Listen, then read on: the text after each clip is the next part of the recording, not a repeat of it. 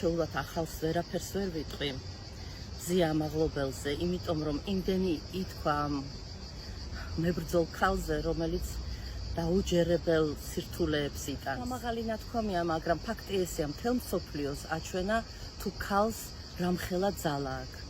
ჟურნალისტ ქალს რამდენის გაკეთება შეუძლია. არ შემიძლია არ გავექცე პოლიციელ დგებულაძის ფაქტს. იცით, შეხედავ და სიმპათიური ახალგაზრდა კაცია. გასაგებია, რომ იგი რაღაცა ერთ-ერთი ჭანჭიკია ამ არალეგიტიმური მთავრობის და ასრულებს თავის საქმეს, მაგრამ მესმის დააკავა, მესმის ბორკილები დაადო, მაგრამ ეს თანამდებობის ამბიციამ, ამ თავში ავარდნილმა ყეყეჩობამ ისეთი საქმე აქნევინა, რომ იცით რა, ჩვენ კი ვიძახით, რომ წუთია სოფელი, მაგრამ იგი ახალგაზრდაა და გრძელი გზა აქვს გასავლე. მინდა ვთქვა, იცით, ძალიან ცუდი რამ უყო თავის თავს.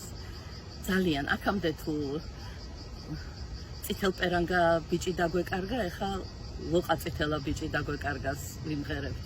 აი რა თუნდოდა, რაში აწყობდა ეს ყველაფერი? არა, წასძლია იმ ამბიციამ, იმ რაღაცა ყალბმა პატივმოყვარეობამ.